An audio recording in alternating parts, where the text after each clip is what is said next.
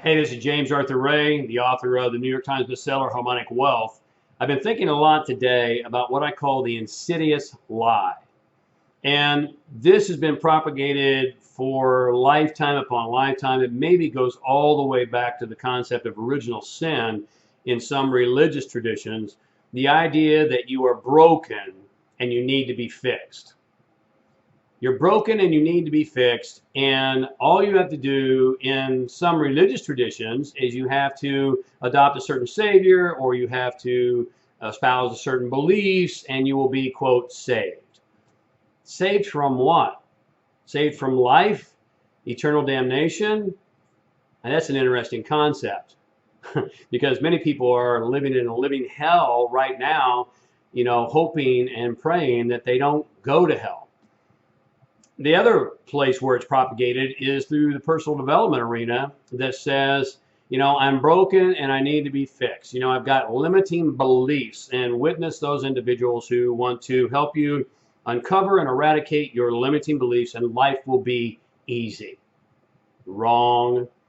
How about the hypnotist who wants to magically hypnotize you and take away all your limitations and challenges? Make life easy. Wrong. How about the individual who wants to perform neurolinguistic programming on you and help you build new neurological connections that's going to make life easy? Wrong again. How about the individual who wants to perform Reiki on you and work some kind of energy mojo that's going to make life easy? Don't think so. I mean, I could go on, and please don't get me wrong. I believe that there's value in all of these modalities, and there's nobody on the planet that has practiced more of the personal performance and human potential modalities and exercised them more than me. Now, maybe you've done it as much as me, but no one has done it more than me. I've done all of those things. I've been the subject where people have worked on me, and then I've become certified in all of those things, and I've worked them with other people. And there is value in those approaches. However, not one single modality, much less two, that I've ever practiced has made my life easy, problem, and pain-free. How about you? Why? Because that's life. And what we're attempting to do is attempting to escape life, because challenges, problems, and pain are a part of life and living. And when we're trying to escape life, deny life, suppress life, then we're not really living, and we're not living fulfilled, and we're not experiencing enthusiasm and inspiration. We're not really living life, real life. You with me? You're not broken. You don't need to be fixed. You're magnificent. And so what has to happen for you to begin to realize that you don't need to get in a peak state? You don't need to live with an eternal charge. All those people who are espousing these things, fearless living. I always chuckle, because there's no such thing as fearless living. The people who espouse no fear are the most fearful people of all, because they're afraid to allow a normal human emotion to exist. You with me? And so I believe that because you are perfect and magnificent, does that mean that you can't improve? Absolutely not. I can improve, you can improve. But you see, all those things that I've talked about, I've done them all, and I still have limiting beliefs. I still have doubt, I still have fear. And by the way, you want to have those things because they all have value. Did you get me on that one? That's contrary to what you possibly heard, but everything that we label as negative has value in the right context, in the right quantity, in the right time. Let me repeat that. All human emotions have value in the right quantity, the right context, and the right time. You don't want to live without fear. If a truck is barreling down upon you at 100 miles an hour, you want to have fear because you want to get out of the way. If you don't have any fear, you're not going to get out of the way, and you live no more. And so everything has value in the right quantity, the right context, and the right time. You're not broken. You don't need to be fixed. You're magnificent. So when you start to get your mind around this, then you become much more optimistic and enthusiastic. Now you see, Martin Seligman has done exhaustive research on optimism. And it's not that optimists don't have challenges, pain, and difficulties. They do. But it's what are you going to do with those things? How are you going to frame those in your mind? What is it that differentiates the individual whose fear becomes absolutely debilitating and the person whose fear becomes fuel? It's how we frame it in our mind.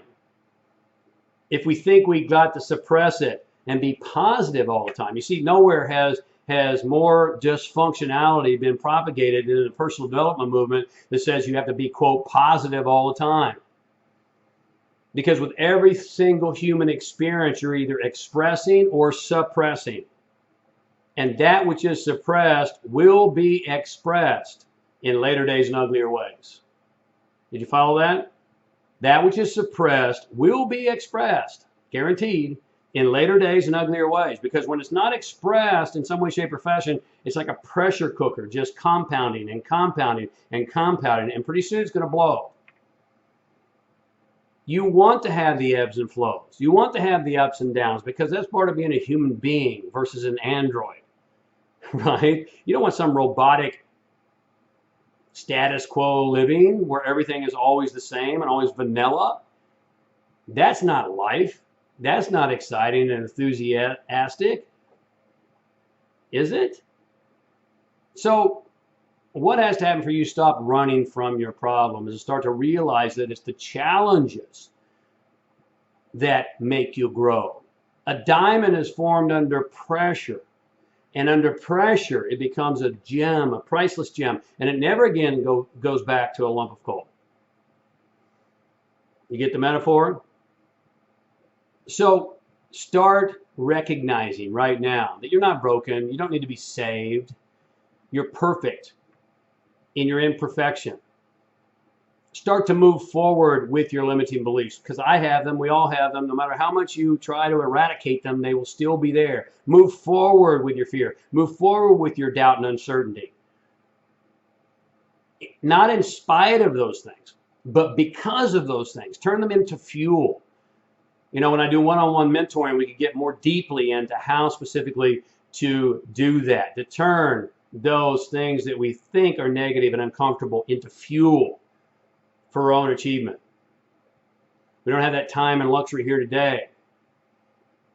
But I'm giving you some principles, because principles always precede practices. When you understand the fundamental principles, then you can start to develop the practices.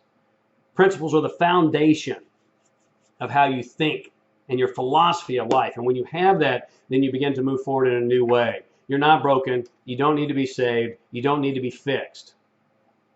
Nothing is going to come along and give you, the magic pill or the secret sauce that makes life, problem, challenge, and pain-free. There is no magic, but life is magical, isn't it? Start today to realize that life is magical, the ups and the downs, the victories and the defeats, the mistakes and the learnings are always two opposite sides of the same coin. And you can't have one without the other. You see, what the beginner calls a mistake, the master calls an opportunity to learn and grow. You're not broken. You don't need to be saved. There's nothing to be saved from. You're here. Live. Because the objective of life is fuller expression, expansion, and experience. Live and live fully. Enjoy it all. Thanks so much. I hope I've given you some things to think about. We'll talk some more about these concepts because I know they're radically different than what you've been conditioned to believe. But be magnificent. Until we talk again, stay awake.